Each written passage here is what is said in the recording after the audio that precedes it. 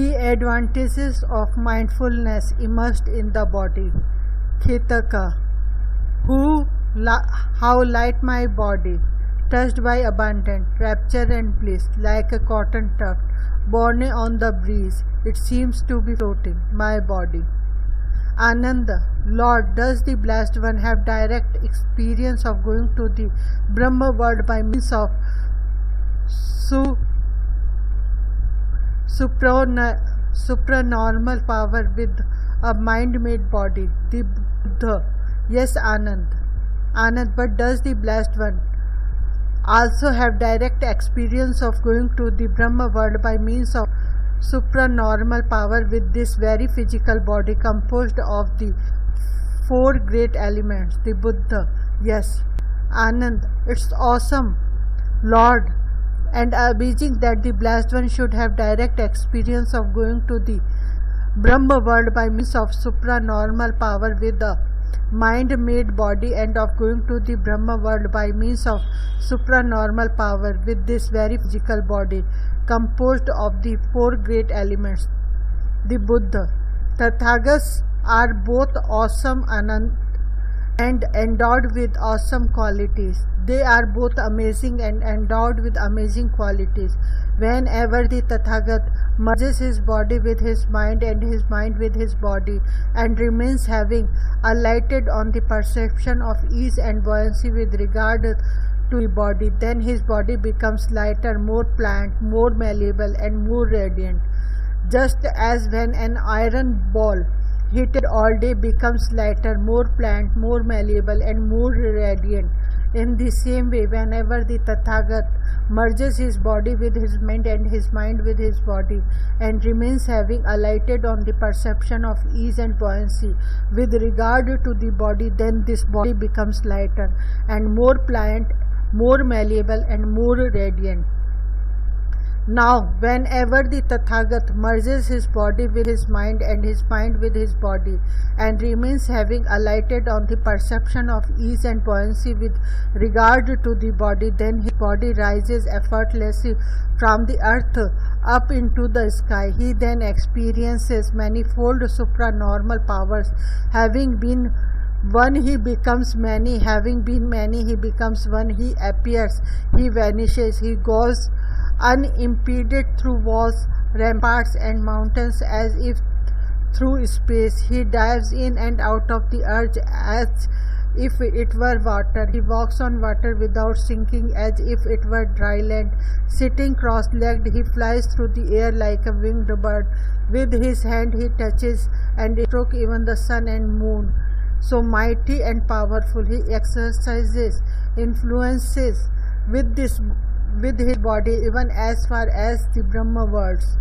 Just as a tuft of cotton seed or a ball of thistle down, lightly wafted by the wind, rises effortlessly from the earth up into the sky, in the same way, whenever the Tathagat concentrates his body in his mind and his mind in his body, and remains having alighted on the perception of ease and buoyancy, then his body rises effortlessly from the earth up into the sky.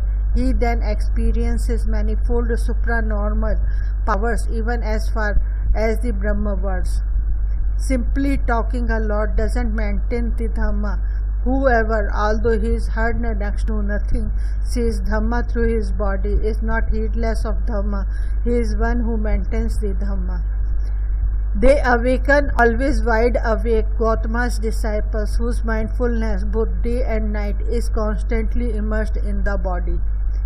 Once a hawk suddenly swooped down on a quail and seized it. Then the quail, as it was being carried off by the hawk, lamented, "Oh, just my bad luck and lack of merit, that I was wandering out of my proper range and into the territory of others. If only I had kept to my proper range today, to my own ancestral territory, this hawk would have been no match for me in battle." "But what is your proper range?" the hawk asked.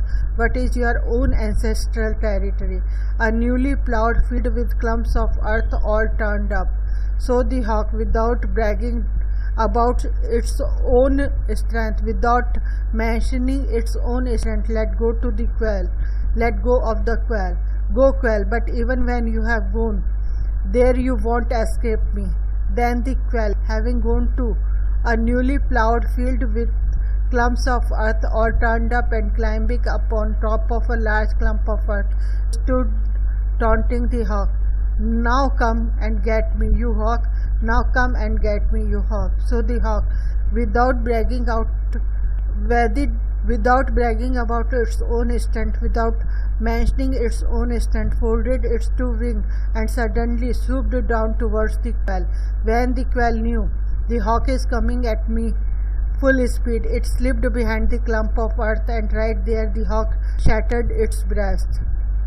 This is what happens to anyone who wanders into what is not his proper range and is the territory of others. For this reason, you should not wander into what is not your proper range and is the territory of others. If one who wanders into what is not his proper range and is not territory of others, Mara gains an opening, Mara gains a foothold. And what for a monk is not his proper range and is the territory of others, the five strands of sensuality, which five forms cognizable by the eye, agreeable, pleasing, charming, endearing, fostering, desire, enticing, sounds cognizable by the ear, smells cognizable by the nose, taste cognizable by the tongue, tactile sensation cognizable by the body, agreeable, pleasing, charming, endearing, fostering, desire, enticing. These for a monk are not his proper range and are the territory of others. Wander, monks, in what is your proper range, your own ancestral territory. In one who wanders in what is his proper range, his own ancestral territory, Mara gains no opening, Mara gains no foothold. And what for a monk is his proper range, his own ancestral territory, the four frames of reference. Which four? There is the case where a monk remains focused on the body in and of itself, ardent, alert and mindful, putting aside greed and distress with reference to the world. He remains focused on feelings in and of themselves, mind in and of itself, mental qualities in and of themselves, ardent, alert and mindful, putting aside greed and distress with reference to the world. This for a monk is his proper range, his own ancestral territory. There are in the Himalayas the kind thing of mountains, difficult uneven areas where neither monkeys nor human beings wander. There are difficult uneven areas where monkeys wander but not human beings. There are level stretches of land, delightful, where both monkeys and human beings wander. In such a spot, hunters set a trap in the monkeys' tracks in order to catch some monkeys. Those monkeys who are not foolish or careless by nature, when they see the tar trap, will keep their distance. But any monkey who is foolish and careless by nature comes up to the tar trap and grabs it with its paw, which then gets stuck there, thinking, I'll free my paw. He grabs it with his other paw, that too gets stuck, thinking, I'll free both of my paws. He grabs it with his foot, that too gets stuck, thinking, I'll free both of my paws and my foot. He grabs it with his other foot, that too gets stuck, thinking, I'll free both of my paws and my feet as well. He grabs it with his mouth. That too gets stuck. So the monkeys, snared in 5 ways, lies where whimpering, having fallen on misfortune, fallen on ruin, a prey to whatever the hunter wants to do with him. Then the hunter, without releasing the monkey, skewers him right there, picks him up and goes off as he likes. This is what happens to anyone who wanders into what is not his proper range and is the territory of others. For this reason, you should not wander into what is not your proper range and is the territory of others. There is the case where a monk, seeing a form with the eye, is obsessed with pleasing forms, is repelled by unpleasing forms, and remains with body mindfulness, unestablished, with limited awareness. He does not discern as it actually is present. The release of awareness, the release of discernment, where any evil, unskillful mental qualities that have arisen utterly cease without remainder. Similarly with ear, nose, tongue, body and intellect. Just as if a person catching 6 animals of different ranges, of different habitats, were to bind them with a strong rope. Catching a snake, he would bind it with a strong rope. Catching a crocodile, a bird, a dog, a hyena, a monkey, he would bind it with a strong rope. Binding them all with a strong rope and tying a knot in the middle, he would set chase to them. Then those 6 animals of different ranges, of different habitats, would each pull towards its own range and habitat. The snake would pull, thinking, I'll go into the anthill. The crocodile would pull, thinking, I'll go into the water. The bird would pull, thinking, I'll fly up into the air. The dog would pull, thinking, I'll go into the village. The hyena would pull, thinking, I'll go into the charnel ground. The monkey would pull, thinking, I'll go into the forest. And when these 6 animals became internally exhausted, they would submit, they would surrender, they would come under the sway of whichever among them was the strongest. In the same way, when a monk whose mindfulness immersed in the body is undeveloped and unpursued, the eye pulls towards the pleasing forms while unpleasing forms are repellent. The ear pulls towards pleasing sound, the nose pulls towards pleasing smells, the tongue pulls towards pleasing tastes, the body pulls towards pleasing tactile sensation, the intellect pulls towards pleasing ideas while unpleasing ideas are repellent. This monk is lack of restraint. And what is restraint? There is the case where a monk seeing a form with the eye is not obsessed with pleasing forms, is not repelled by unpleasing forms, and remains with body mindfulness established, with immeasurable awareness. He discerns as it actually is present, the release of awareness, the release of discernment, where all evil, unskillful mental qualities that have arisen utterly cease without remainder. Similarly with ear, nose, tongue, body and intellect. Just as if a person catching 6 animals of different ranges, of different habitats, were to bind them with a strong rope and tether them to a strong post or stake, then those 6 animals of different ranges, of different habitats, would each pull towards its own range and habitat. And when these 6 animals became internally exhausted, they would stand, sit or lie down right there next to the post or stake. In the same way, when a monk whose mindfulness immersed in the body is developed and pursued, the eye doesn't pull towards pleasing forms, and unpleasing forms are not repellent. The ear does not pull towards pleasing sound, and the nose does not pull towards pleasing smell. The tongue does not pull towards pleasing taste. The body does not pull towards pleasing tactile sensations. The intellect does not pull towards pleasing ideas. The unpleasing ideas are not repellent. This monk is restrained. The strong post or stake is a term for mindfulness immersed in the body. Thus you should train yourself. We will develop mindfulness immersed in the body. We will pursue it. Give it a means of transport. Give it a grounding. We will steady it, consolidate it, and set about it properly. That's how you should train yourself.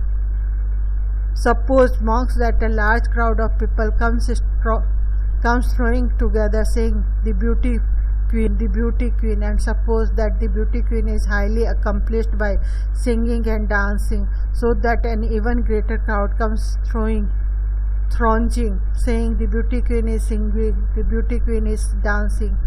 Then a man comes along desiring life and shrinking from death, desiring pleasure and abhorring pain. They say to him, now look here, mister, you must take this bowl filled to the brim with oil and carry it on your head in between the great crowd and the beauty queen. A man with a raised sword will follow right behind you, and wherever you spill even a drop of oil, right there will be cut off your head. Now, what do you think, monks? Will that man, not paying attention to the bowl of oil, let himself get distracted outside? No, Lord. I have given you this parable to convey a meaning. The meaning is this: the bowl filled to the brim with oil stands for mindfulness immersed in the body. Thus, you should train yourself. You will develop mindfulness immersed in the body. We will pursue it, give it a means of transport, give it a grounding. We will study it, consolidate it, and set about it properly. That's how you should train yourself. With mindfulness immersed in the body well established, restraint with respect to the six media of contact always concentrated, the monk can know unbinding for himself. Knowing this body is like foam, realizing its nature a mirage, cutting out the blossoms of Mara, you go where the king of death can't see.